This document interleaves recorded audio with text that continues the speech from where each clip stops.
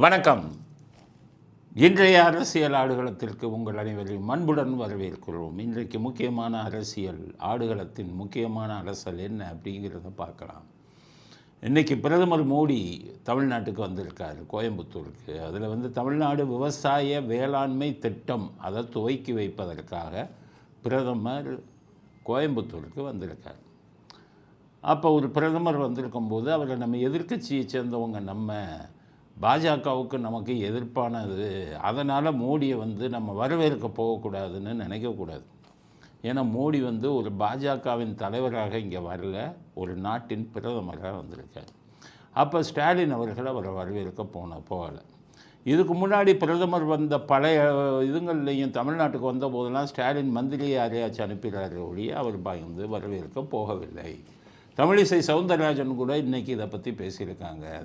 பிரதமர் வரும்போது வரவேற்க ஸ்டாலின் ஒரு முதலமைச்சர் போகணுமா இல்லையா அப்படிங்கிறத பற்றி அவங்களே சொல்லியிருக்காங்க. தமிழிசை சவுந்தரராஜன் எதுக்குன்னு கேட்டிங்கன்னா, ஒவ்வொரு மனிதருக்கும் ஈகோன்னு இருக்குது. ஈகோங்கிறது மனசுக்குள்ளே தற்பெருமை. இப்போ நாங்கள் போலீஸ் டிபார்ட்மெண்ட்டில் இருக்கும்போது டிஜிபி வருவார், புது டிஜிபி. நாங்கள் எல்லாம் பார்க்க போவோம். அங்கே யார் யார் வராங்கங்கிறத ரெக்கார்ட் பண்ணுவாங்க. அப்போ டிஜிபி என்ன பண்ணுவாருன்னா, எந்தெந்த ஆஃபீஸர் வந்தாங்க, எந்தெந்த ஆஃபீஸர் வரலை அப்படிங்கிறத ரெக்கார்ட் பண்ணுவாங்க. அந்த ஆஃபீஸர் வந்தாங்கன்னா அவங்களுக்கு அவர் சாதகமாக பண்ணுவார், வராதவங்கள பழி வாங்குவாங்க. இதுதான் மனித இயற்கை. நான் என்ன பண்ணியிருந்தேன்னு கேட்டிங்கன்னா, எம்ஜிஆர் முதலமைச்சராக இருக்கும்போது மோகன்தாஸ் அப்படிங்கிறவர் ஐஜியாக இருந்தார். அவர் தான் பெரிய ஒரு இதாக இருந்தார், அரசாங்கத்தையே ஆட்டுவிக்கக்கூடிய ஒரு சக்தியாக இருந்தார், எம்ஜிஆரின் வலதுகரமாக இருந்தார். இதை தெரிந்த உடனே அவருக்கு அடிஷ்னல் ஐஜியிலேருந்து ஐஜி ஆக்குனாங்க. அப்போ நான் என்ன பண்ணினேன்னு கேட்டிங்கன்னா, அப்போவே 1000 ரூபாய்க்கு ஆளுயர மாலை வாங்கி கொண்டு போனேன். எப்போவுமே காவல்துறையில் அந்த மாதிரிலாம் பண்ணுறதை ஒத்துக்க மாட்டாங்க, பிடிக்காது. நீங்கள் போனீங்கன்னா ஒரு பொக்கையோடு தான் போகணும். மேலையெல்லாம் அரசியல்வாதிகிட்ட தான் போகணும். ஐபிஎஸ் ஆஃபீஸர்கிட்ட போனீங்கன்னா கோவம் வரும். ஆனால் நான் என்ன நினச்சேன், அவர் ஐபிஎஸ் ஆஃபீஸராக இருந்தாலும் அவர் ஒரு மந்திரி தானே. எம்ஜிஆர் முதலமைச்சருக்கு வலது கையாக இருக்காரு, இவருடைய தயவு நமக்கு வேண்டும் அப்படிங்கிறதுக்காக தைரியமாக அவங்க திட்டினாலும் பரவாயில்லனா ஆளுயர மாலை கொண்டு போயிருந்தேன். நான் உள்ளே ஆளுயர மாலை உள்ளே போகும்போதே அவருக்கு முகமே இதாகிடுச்சு, முகமலர்ச்சி வந்துடுச்சு. அதை நான் புரிஞ்சுக்கிட்டு நாங்கள் 4 பேர் சேர்ந்து போட்டுட்டு வந்துட்டோம். அதுக்கு பிறகு இங்கே இருந்த போலீஸ் இன்ஸ்பெக்டர் சொன்னார், சார் நீங்கள் போட்ட ஆளுயர மாலையை பெருசாக ஆக்கி ஃபோட்டோவை அவர் வீட்டில் வச்சுருக்காரு சார்ன்னு சொன்னாங்க. அதுக்கப்புறம் நான் பல விஷயங்களுக்காக மோகன்தாஸ் அவர்களிடம் போகும்போது எவ்வளவு பெரிய அதிகாரிகள் வந்தாலும் முதல்ல என்ன தான் கூப்பிடுவார். ஆக ஆளுயர மாலை அங்கே அளவுக்கு வேலை செஞ்சது ஒரு அதிகாரியை. அதுதான் மனுஷனுடைய ஈகோ. ஒரு பிரதமர் வர்றாரு, ஒரு முதலமைச்சர் நீங்கள் போனீங்கன்னா அவருக்கு நாளைக்கு உங்கள் மேலே ஒரு நல்ல எண்ணம் வந்தால் நாளைக்கு வெள்ள ஒன்று வரணும்னு போவீங்க, 4000 கோடி கேட்பீங்க. 4000 கோடினா ஒரு 3000 கோடியாச்சும் கொடுப்பாங்க. இப்போ நீங்கள் வெள்ள நிவாரணம் கேட்குறீங்க, 50 கோடி கொடுக்குறாங்க, 100 கோடி கொடுக்குறாங்க, கத்துறீங்க. ஏன் கத்துறீங்க? பாருங்கள், எங்களுக்கு தமிழ்நாடை வஞ்சிக்கிறாரு. தமிழ்நாடை ஒன்றும் வஞ்சிக்கிற சைக்காலஜி உங்களுக்கு தெரியல, மனோதத்துவம் உங்களுக்கு வீக்கு. வெளியே போஸ்ட்டில் இருக்கிறவங்கள நம்ம கைக்குள்ளே போட்டுக்கணும், இல்லைன்னா எதிரியாக ஆக்கிக்கக்கூடாது. அப்போ நீங்கள் யாருக்கு துரோகம் பண்ணுறீங்க? தமிழ்நாடு மக்களுக்கு துரோகம் பண்ணுறீங்க. நீங்கள் தனிப்பட்ட ஸ்டாலின் என்ற மனிதராக இருந்தால், எதிர்க்கட்சியாக இருக்கும்போது நீங்கள் என்ன வேணாலும் பண்ணலாம். பிரதமரை பார்க்க மாட்டேன் அப்படின்னு நீங்கள் சொல்லலாம். ஆனால் முதலமைச்சர் ஆகிட்டீங்கன்னு வைங்க, நீங்கள் மக்களுக்காக நீங்கள் பணிஞ்சு போகணும். அப்போ தான் மக்கள் நல திட்டங்களுக்கு மத்திய அரசுலேருந்து பணம் வரும். இப்போ இதிலெல்லாம் எம்ஜிஆர் எல்லாம் நோட் பண்ணுவார். 1967 எம்ஜிஆர் சுடப்பட்டார். ராயப்பேட்டை ஆஸ்பத்திரியில் அவரை சேர்த்துருந்தாங்க. வாசலில் ரிஜிஸ்டர் வச்சுட்டாங்க. யார் யார் போகிறாங்களோ கையெழுத்து போட்டு போகணும். எம்ஜிஆர் எதுக்கு வச்சார்? எவன் நம்மளை பார்க்க வரான், எவன் ஆபத்தில் வரல. ஈகோ தான். அதெல்லாம் நோட் பண்ணார். புரூக்ளின் ஆஸ்பத்திரியில் 1984 எம்ஜிஆர் சேர்க்கப்பட்ட போது, 1984 நம்முடைய அப்பல்லோவில் சேர்க்கப்பட்ட போது எம்ஜிஆரை பார்க்க வரும் பார்வையாளர்கள்ட்ட எல்லாம் கையெழுத்து வாங்கினாங்க. ஏன்? ஈகோ. எவன் நம்ம கஷ்டப்பட போது வரான், நாளைக்கு அவனுக்கு ஹெல்ப் பண்ணணும். கஷ்டப்படும் போது வரலையா அவனை பழி வாங்கணும். நான் எனக்கே இப்போ சமீபத்தில் என்னை அரெஸ்ட் பண்ணும்போது நான் வீட்டுக்கு வந்த உடனே என் மனைவிட்ட முதல் கேட்ட கேள்வி, உனக்கு யார் யாரும் ஃபோன் பண்ணா விசாரிச்சு அப்படின்னு லிஸ்ட்டு எடுத்து அந்த லிஸ்ட்டை வச்சுருக்கேன். அவங்களுக்கெல்லாம் நானே ஃபோன் பண்ணேன். சில நெருங்கியவர்கள் கூட வீட்டுக்கு ஃபோன் பண்ணல. அப்போ நினச்சிக்கிட்டேன் இவங்கெல்லாம் மோசமானவர்கள், வருங்காலத்தில் நம்ம இவங்களுக்கு எந்த உதவியும் செய்யக்கூடாது. ஸோ நம்ம லெவலில் இருக்கிறவங்களுக்கே நமக்கு அந்த ஈகோ இருக்கும்போது ஒரு பிரதமராக இருக்கிறவங்களுக்கு அந்த ஈகோ எந்த அளவுக்கு இருக்கும்? மனித உணர்வை புரிஞ்சுக்கணுமில்ல. முதலமைச்சராக இருக்கிறவங்க இதெல்லாம் புரிஞ்சு மக்களுக்காக, மக்கள் நலனுக்காக உங்களுடைய இதை விட்டு கொடுக்கணும் அப்படிங்கிறது தான். இப்போ எம்ஜிஆர் 1976 பார்லிமெண்ட்டு தேர்தல் நடந்தது. இந்திரா காந்தி பிரைம் மினிஸ்டராக இருந்தார். இந்தியாவே பயப்படும். டிஸ்மிஸ்வெல்லாம் பண்ணி திமுக காரவங்களாம் மீசாவில் அரெஸ்ட் பண்ணி உதைச்சார். அதனால் எல்லாம் இந்தியாவே பயந்துக்கிட்டு இருந்தது. வட இந்தியாவில் அத்வானி, வாஜ்பாயி, ஜெயபிரகாஷ் நாராயணன் பெரிய தலைவர்கள்லாம் பிடிச்சி உள்ளே போட்டாங்க. எல்லாம் ஜெயிலில் போய் இதாகி போயிட்டாங்க. இந்திரா காந்தினாலே பயப்படுவாங்க. எம்ஜிஆர் இந்திரா காந்தியுடன் சேர்ந்து அடுத்து வந்த பாராளுமன்ற தேர்தலில் எலெக்ஷனில் நின்னார். என்ன ஆச்சு? இந்திரா காந்தி இந்தியாவில் தோற்று போயிட்டாங்க, ஆட்சி போயிடுச்சு. ஆனால் தமிழ்நாட்டில் எம்ஜிஆர் இந்திரா காந்தியும் சேர்ந்து 40 தொகுதிக்கு 39 தொகுதி ஜெயிச்சிட்டாங்க. ஒரே ஒரு தொகுதி திமுக ஜெயிச்சது. அப்போ தமிழ்நாட்டில் எம்ஜிஆர் செல்வாக்கால் இந்திரா காந்தி ஜெயித்தார். ஆனால் மத்திய இதில் ஆட்சியை இழந்தார். ஆட்சியை இழந்தவுடனே மொரார்ஜி தேசாயின்னு ஒருத்தரை பிரைம் மினிஸ்டர் ஆக்கினாங்க. அப்போ எம்ஜிஆர் என்ன பண்ணார்? இந்திரா காந்தி நமக்கு நெருக்கமாச்சே, இந்திரா காந்தியோட கூட்டணி வச்சோமேன்னு நினைக்கல. அவர் என்ன சொன்னார் தெரியுமா? பிரதமரை பகிச்சுக்கக்கூடாதுப்பா, யார் வந்தாலும் தமிழ்நாட்டோட திட்டங்களுக்கு பணம் கொடுக்க மாட்டாங்க, நம்ம மேலே உள்ள கோபத்தை மக்கள்கிட்ட காமிப்பாங்க. இந்திரா காந்தி நம்மளை கோவிச்சுக்கிட்டாலும் பரவாயில்ல, நம்ம புதுசாக வந்த பிரதமருக்கு தான் ஆதரவு கொடுக்கணும்னு மொரார்ஜி தேசாய் போய் ஆதரவு கொடுத்து விட்டார். அந்த டைமில் தான் இந்திரா காந்தி என்ன பண்ணாங்க? நம்மளை தோக்கடிச்சிட்டாங்க. எங்கள் இதில் ரேபரேலி தொகுதி உத்தரப்பிரதேசத்தில் நிற்கிறாங்க இந்திரா காந்தி அந்த எலெக்ஷனில். அப்போ அவர் எதிர்த்து ஒரு கோமாளியை நிற்க வச்சாங்க, ராஜநாராயணன்னு ஜனதாத்தில். அந்த ராஜநாராயணன்னா பக்கா கோமாளி. எல்லாருக்கும் என்ன சொன்னார்? எல்லாம் சிறுநீரை குடிங்கப்பா, உங்கள் சிறுநீரை நான் டெய்லி குடிக்கிறேன்லாம் பேசினார். எல்லாம் காரி துப்புனாங்க. அவரை போய் நிற்க வச்சாங்க இந்திரா காந்தியை எதிர்த்து உத்தரப்பிரதேசம் ரேபரேலி தொகுதி. இந்திரா காந்தியை ஜெயிச்சிட்டாரு. அப்போ மக்கள்கிட்ட எந்த அளவுக்கு வட இந்தியாவில் வெறுப்பு இருந்தது. அப்போ இந்திரா காந்தி என்ன நினச்சாங்க? அடுத்த பார்லிமெண்ட் எலெக்ஷன் வரை வெயிட் பண்ணக்கூடாது, இப்போவே உடனே 2 மாதத்துலேயே ஒரு இடைத்தேர்தல் எங்கேயாச்சும் நடந்து அதில் நின்று நம்ம ஜெயிச்சு எம்பியாக போய் பார்லிமெண்ட்டில் உட்காரணும்னு முடிவு பண்ணும்போது உங்களுக்கு தமிழ்நாடு தான் பலம்ட்டாங்க எல்லாம். அப்போ எம்ஜிஆர் இருக்கார், நம்ம எம்ஜிஆர், இந்திரா காந்தி நினச்சாங்க நம்ம எம்ஜிஆர் இருக்கார், நம்ம ஜெயிச்சிடலாம் அப்படின்னு நம்ம தஞ்சாவூர் நாடாளுமன்ற தொகுதியில் நிற்க போகிறேன்னு முடிவு பண்ணாங்க. எம்ஜிஆருக்கு தூது அனுப்புனாங்க. எம்ஜிஆர் முடியாதுன்ட்டார். எனக்கு மொரார்ஜி தேசாய் பகை வரும், அவர் இப்போ பிரதமராக இருக்கார், அவர் மக்கள் நலத்திட்டங்களுக்கு பணம் கொடுக்க மாட்டார், நான் எடுக்கிற முடிவுனாலே என்னுடைய தமிழ்நாட்டு மக்கள் பாதிப்பாங்க, அதனால் இந்திரா காந்தி முடியாதுன்ட்டார். இந்திரா காந்தி உங்களை என்ன பண்ணுறேன் பாருங்கன்னாங்க. பண்ணிக்கோங்க, நான் மக்களுக்கு தான் பயப்படணுன்ட்டு மொரார்ஜி தேசாய்க்கு சாதகமாக ஆதரவு கொடுத்தார். 2.5 வருஷத்தில் மொரார்ஜி தேசாய் கவிழ்ந்தார். சரண் சிங்னு ஒருத்தர் வந்தார், அவருக்கு போய் ஆதரவு கொடுத்தார் எம்ஜிஆர். அவருடைய சத்தியவாணி முத்து, பாலாப்பழனூர்னு 2 பேரை அதிமுக அமைச்சர்களை மந்திரி ஆக்கினார். அவரும் 6 மாதத்தில் கவிழ்ந்தார். இந்திரா காந்தி திரும்ப வரும்போது, என்ன நீ பிரதமருக்கு மற்ற பிரதமருக்கு போய் ஆதரவு கொடுத்தல, உன்னை என்ன செய்கிறேன் பாருன்னு கருணாநிதியோட கைகோர்த்து எம்ஜிஆர் டிஸ்மிஸ் செஞ்சாங்க. டிஸ்மிஸ் எதனால் வந்தது? மக்களுக்காக ஏற்றுக்கொண்டார். எவன் இருந்தாலும் யாராக இருந்தாலும் சரி, காரியம் ஆகிறவங்கன்னா காரியம் ஆகிறவங்களை தான் காலை பிடிக்கணும், அதுதான் பழமொழி. அப்படித்தான் அவர் என்ன பண்ணார்? பிரதமர் யாரோ காலில் விழுந்துருவாங்க, இல்லைன்னா மக்கள் பாதிக்கப்படுவாங்கன்னு தான் பண்ணார். அதனால் இந்திரா காந்தியின் கோபத்தை சம்பாதித்தார். எம்ஜிஆரை டிஸ்மிஸ் பண்ணாங்க 1979. அதுக்கப்புறம் 80 எம்ஜிஆர் தனியாக நின்று இந்திரா காந்தியும் திமுக கருணாநிதியும் தோற்கடித்தார். அப்படி இந்திரா காந்திக்கு கோபம் போகலை. மறுபடியும் எம்ஜிஆர் ஆட்சிக்கு வந்தோன்னே தொந்தரவு கொடுத்துக்கிட்டே இருந்தாங்க. எம்ஜிஆர் என்ன பண்ணார்? அவங்க காலில் தான் விழுந்தோம். இன்றைக்கி இந்திரா காந்தி வந்துட்டாங்க, கோபமாக இருக்காங்க.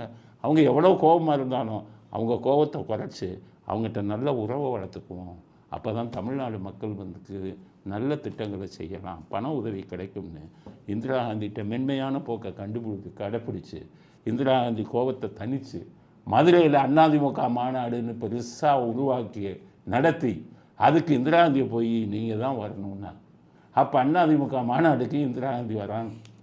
டிஸ்மிஸ் எல்லாம் பண்ணி எம்ஜிஆர் ஒரு வழி பண்ணி கருணாநிதியோடு சேர்ந்து எல்லாம் பண்ணின இந்திரா காந்தி எம்ஜிஆருடைய அப்ரோச், அவருடைய அணுகுமுறையினால் கொஞ்சம் மனசு இறங்கி கோபம் எல்லாம் விட்டுட்டு மதுரை மாநாட்டுக்கு வந்தார்.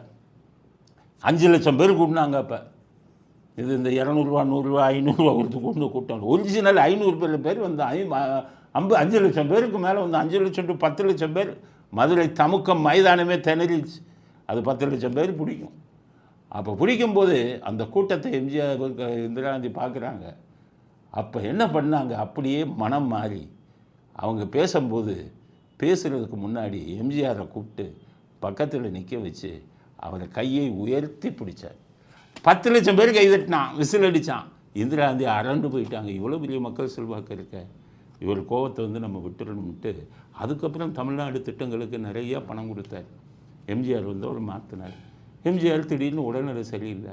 அதே இந்திரா காந்தி அவரை வந்து பார்த்து இவரை வெளிநாட்டுக்கு அனுப்புங்க, எல்லா செலவையும் நாங்கள் செய்கிறோம்னு தனி விமானம் ரெடி பண்ணி எம்ஜிஆர் வந்து இதுக்கு அனுப்புனாங்க, ஃபிலிப்பின் அமெரிக்காவுக்கு. அப்போ எப்படி எதிரியாக இருந்தவரை எம்ஜிஆர் எப்படி மாற்றினார்? காரணம் யார்? மக்களுக்காக.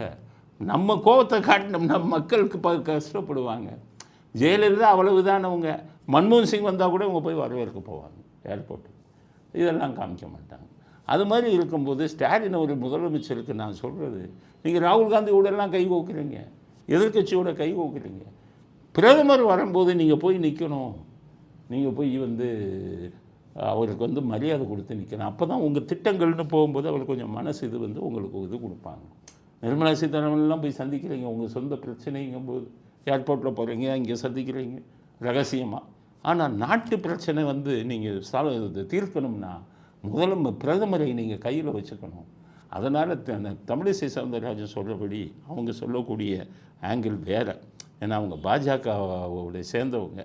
பாஜக வந்து பிரதமரை மதிக்கணும்னு அவங்க சொல்கிற இது வந்து கண்ணோட்டம் வேறு. நான் ஸ்டாலின் அவர்களுக்கு சொல்கிற கண்ணோட்டம் வேறு. நீங்கள் முதலமைச்சரை கையில் பிரதமரை கையில் போட்டுக்கங்க, அவரை மரியாதையுடன் இது பண்ணுங்கள். இதனுடைய பிரதிபலிப்பு எதில் வரும்னா, நம்ம மக்கள் நல திட்டங்களுக்கு மத்திய அரசாங்கம் நிதி ஒதுக்கும்போது அதிக நிதி நமக்கு வந்து சேரும். நீங்கள் உங்களுடைய ஈகோவை காமிச்சிக்கிட்டு அவர்களுடன் இந்த மாதிரி அந்த போக்கை கடைப்பிடித்தால் யாருக்கு நஷ்டம்? உங்களுக்கு நஷ்டம் இல்லை, தமிழ்நாட்டு மக்களுக்கு தான் நஷ்டம் அப்படிங்கிறத முதல் கருத்தை பதிவு செய்ய விரும்புகிறோம். அடுத்தது, ஸ்டாலின் அவர்கள் திமுக மாவட்ட செயலாளர்களை கூட்டியிருக்கிறார். ஏன் கூட்டினாருன்னா, எலெக்ஷன் வருது, மாவட்ட செயலாளர் நல்லா வேலை செய்யணும். அவன் தானே திமுகவை பொறுத்தவரை மாவட்ட செயலாளர் தானே உயிரே. அதனால தானே அவன் தானே இப்போ எல்லாம் இந்த சார் இதெல்லாம் வந்துருச்சு. அதனால் அவன் வந்து இந்த கள்ள ஓட்டு போடுறது, இதை போடுறது, ஆட்களை எல்லாம் அவன் தான் பண்ணுவான். அதனால் அவங்கள ஊக்குவிக்கணும், எல்லா மாவட்ட செயலாளர்களையும் கூப்பிட்டுருக்காரு. அப்போ இப்போ எலெக்ஷன் ஒர்க்கு எப்படி பண்ணுறீங்க அதெல்லாம் கேட்குறேன். அப்போ சில மாவட்ட செயலாளர்கள் என்ன சொல்கிறாங்க, சார் எங்கள் அப்பா உங்களோட சேர்ந்து ஃபோட்டோ எடுக்கணும்னு விரும்புகிறாங்க. அப்படியா அப்படின்னு சொல்லி, உங்கள் அப்பா ஃபோன் வச்சுருக்காரா, நம்பர் என்ன அப்படின்னு கேட்குறேன். உடனே அவங்க நம்பர் கொடுத்தோன்னே அவரே ஃபோன் பண்ணுறாரு. நான் ஸ்டாலின் பேசுகிறேன், மாவட்ட செயலாளர் சொன்னார் நீங்கள் வந்து என்ன உங்களோட ஃபோட்டோ எடுக்கணும்னா நாளைக்கே சென்னைக்கு வரீங்களா, நம்ம ஃபோட்டோ எடுக்கலாம் அப்படிங்க. இன்னொரு மாவட்ட செயலாளர் என் பையன் எடுக்கணுங்கிறான், அவனுக்கு ஒரு ஃபோன், நாளைக்கே வாப்பா நம்ம எடுக்கலாம், அந்த வீடியோ வைப்பார்.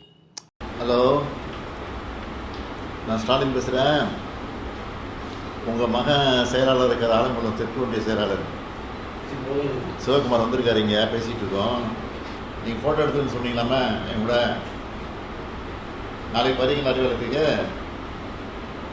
நாளைக்கு சென்னைக்கு வர முடியுமா?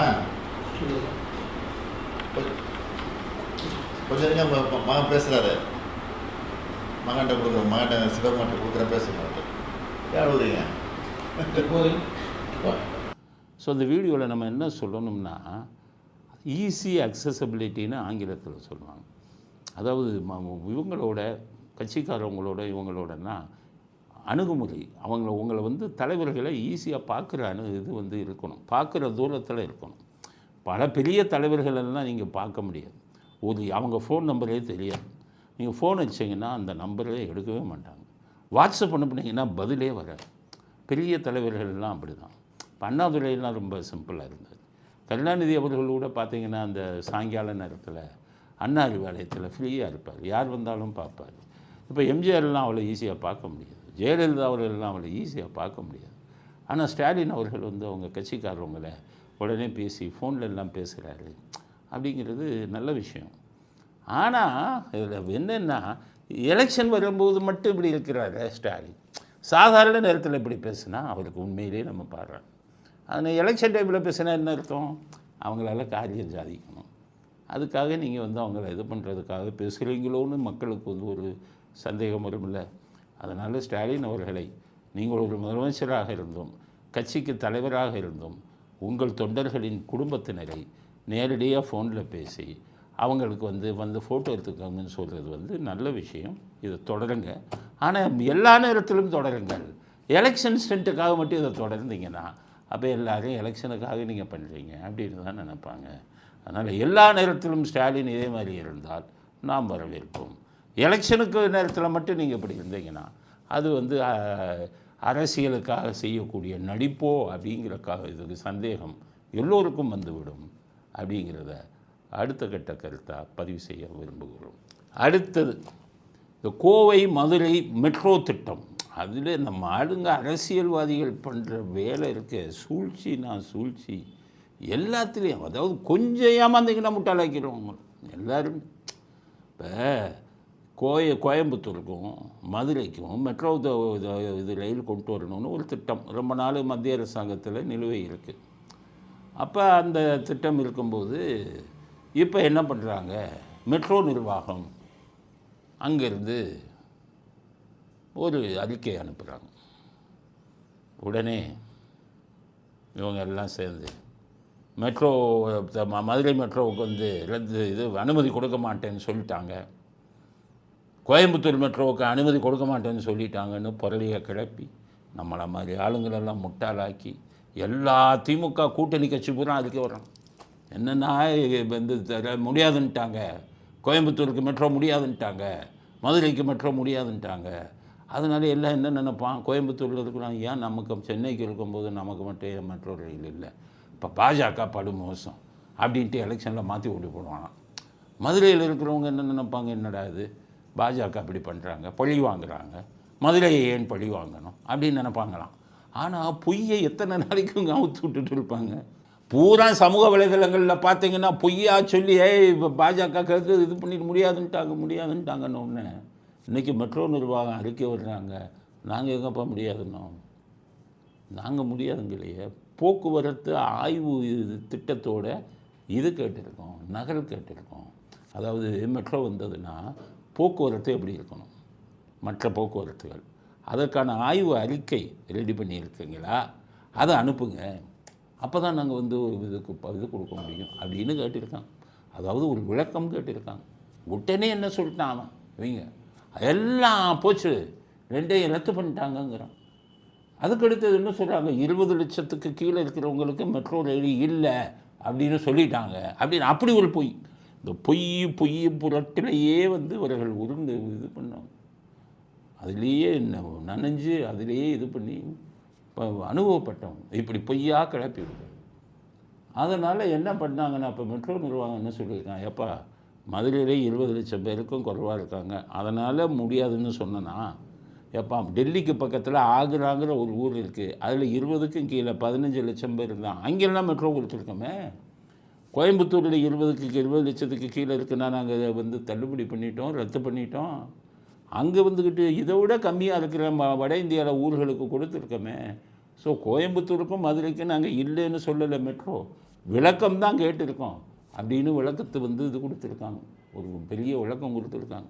ஆனால் கேட்க மாட்டாமல் நம்மளெல்லாம் முட்டாள்னு சொல்லி இன்டர்நெட்டில் இது போட்டு பாரு கேன்சல் ஆயிடுச்சுன்னு பண்ணுறாங்க. எலெக்ஷன் டைமு ஜனங்களுக்கு நான் சொல்கிறேன், தமிழ்நாடு மக்களுக்கு இவர் சொல்லி எதையுமே நம்பாதீங்க. நீங்கள் உண்மையிலேயே மெட்ரோ கொடுத்த விளக்கத்தை பாருங்கள்.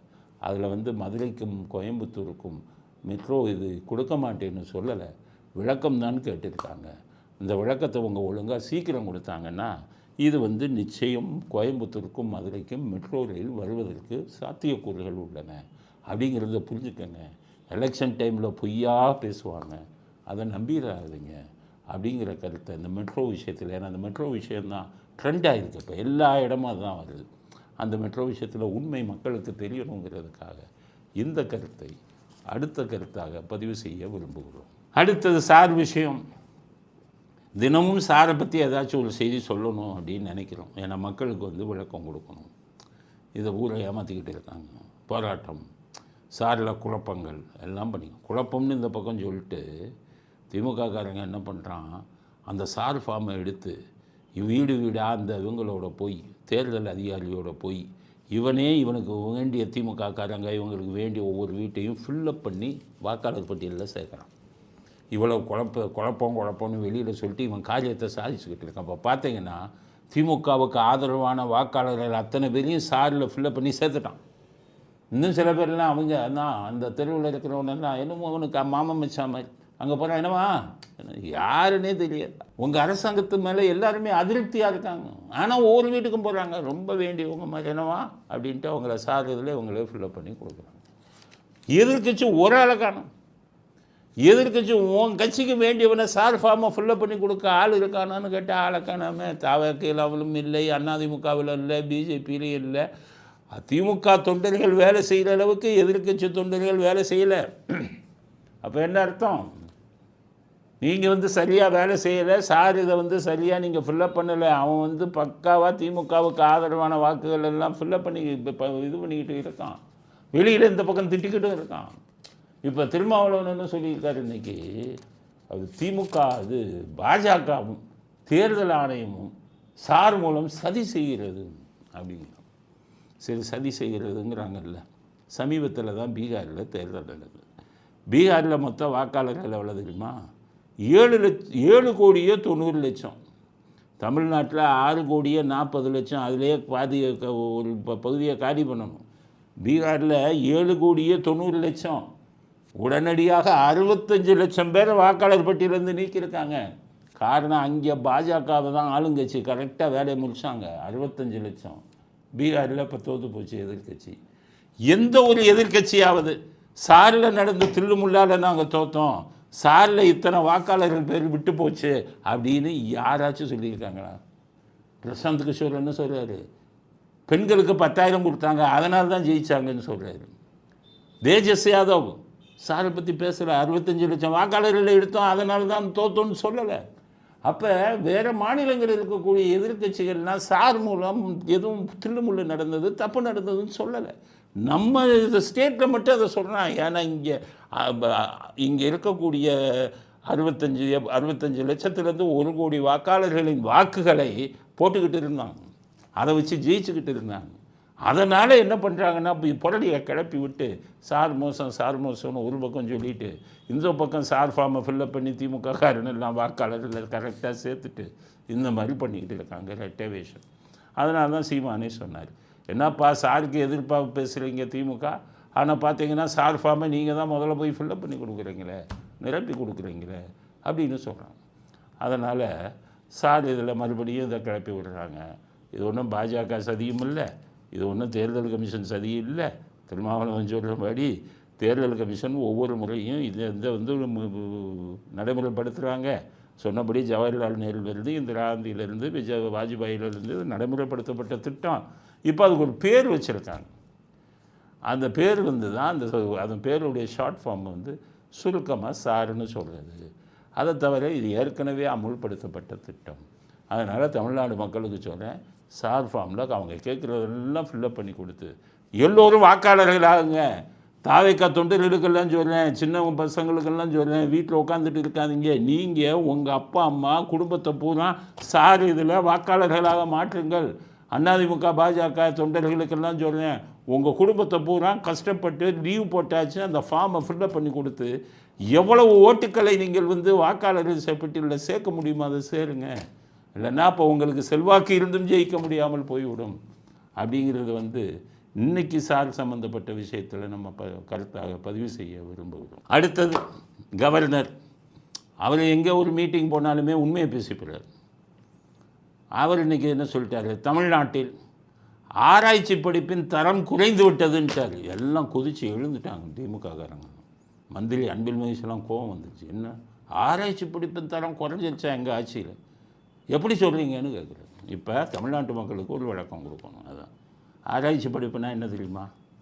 எதையாச்சும் ஒரு பிரச்சனையை வந்து ஆராய்ச்சி செய்து அதில் ஆராய்ச்சி கட்டுரை எழுதி அதை கொடுத்தீங்கன்னா உங்களுக்கு டாக்டர் பட்டம்.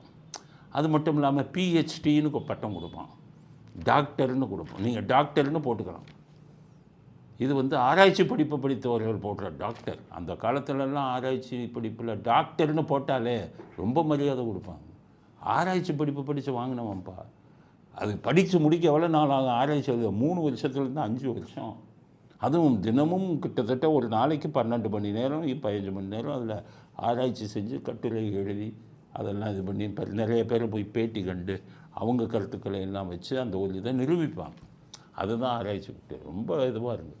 என்றைக்கு அரசியல்வாதி உள்ள நுழைஞ்சாங்களோ அந்த ஆராய்ச்சி படிப்பு குட்டிச்சவராச்சு. ஏன்னா அரசியல்வாதி பூரா பல்கலைக்கழகங்கள் இவங்களுக்கெல்லாம் படிக்காதவங்களுக்கெல்லாம் இப்போ ஆராய்ச்சி படி படிக்கிறதுனா எம்ஏ படிச்சிருக்கணும், எம்ஏ எம்எஸ்சி அப்படி படித்தா தான் பிஹெச்டி போக முடியும். பத்திரிக்கையும் புறா நம்ம அரசியல்வாதி புறா 4ஆம் கிளாஸ் 5ஆம் கிளாஸ் எல்லாத்துக்கும் டாக்டர்னு போட்டாங்க. எல்லாத்துக்குமே ஆளுங்கட்சியிலையும் சரி எதிர்கட்சியிலையும் சரி டாக்டர்னு போட்ட உடனே இந்த ஆராய்ச்சி படிப்பு படித்த மாணவன்லாம் நொந்து போயிட்டான். நம்ம 3 வருஷம் 5 வருஷம் எவ்வளோ 1000 லட்சக்கணக்கான பணம் செலவு பண்ணணும். இன்றைக்கி அவ்வளோ பணத்தை செலவு பண்ணி 12 மணி நேரம் 15 மணி நேரம் படித்து வாங்கும் டாக்டர் பட்டத்தை இன்றைக்கி போய் அரசியல்வாதி எல்லாம் வந்துக்கிட்டு அது இலவசமாக வாங்கி போட்டுக்கிறானே. அதுவும் இப்போ நிகரநிலை பல்கலைக்கழகங்கள்னு வந்தது, டீம்டு யூனிவர்சிட்டி, அது தனியாரில் இருக்குது. அவன் பூரா சினிமாக்காரனை கூப்பிட்டு டாக்டர் உனக்கு அப்படின்னு சினிமாக்காரனை கூப்பிட்டு கொடுங்க. இதைத்தான் கவர்னர் சொல்கிறார்.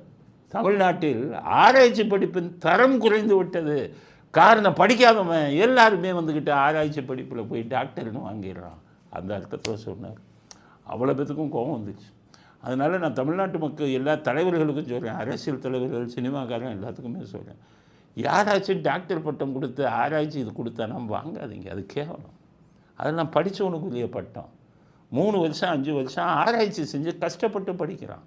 அதை வாங்கினீங்கன்னா அதை விட கேவலம் உங்களுக்கு. அதை வச்சுட்டு நீங்கள் டாக்டர்னு போட்டிங்கன்னா அதுக்கு வேறு வேலை பார்க்கலாம். இதெல்லாம் கேவலம். படித்தவனுக்குரியதை நீங்கள் எடுக்கலாமா? இல்லை உங்களுக்கு டாக்டர் பட்டம் வாங்கணும்னு தான் சினிமாக்காரங்களுக்கும் அரசியல்வாதிக்கும் சொல்கிறேன். 3 வருஷம் அந்த ஆராய்ச்சி படிப்பில் ஏதாச்சும் ஒன்று தமிழ்லேயே எடுங்க. ஆராய்ச்சி செஞ்சு 3 வருஷம் 5 வருஷம் அதை வந்து இதை சப்மிட் பண்ணி படித்து திறமையில் வாங்கி டாக்டர்னு போடுங்க. உங்களுக்கு நானே மாலை போடுறேன். அதனால் கவர்னர் சொன்னது சரியான விஷயம். ஆராய்ச்சி படிப்பு தமிழ்நாட்டில் தரம் குறைந்து போய்விட்டது. எல்லாருக்கும் சொல்கிறேன், சினிமாக்காரர்களுக்கும் அரசியல்வாதிகளுக்கும். உங்களுக்கு டாக்டருங்கிற பட்டத்தை நீங்கள் யார் கொடுத்தாலும் வாங்கினீங்கன்னா அது வந்து நல்லா படிக்கிறவங்களுக்கு திறமைசாலிகளுக்கு நீங்கள் செய்யும் துரோகம் அப்படிங்கிறத இறுதி கருத்தாக பதிவு செய்ய விரும்புகிறோம். இத்துடன் இன்றைய அரசியல் ஆடுகளம் நிறைவேறுகிறது. மீண்டும் நாளை புதிய செய்திகளுடன் உங்களை சந்திக்கிறோம். நன்றி, வணக்கம், ஜெயஹிந்த்.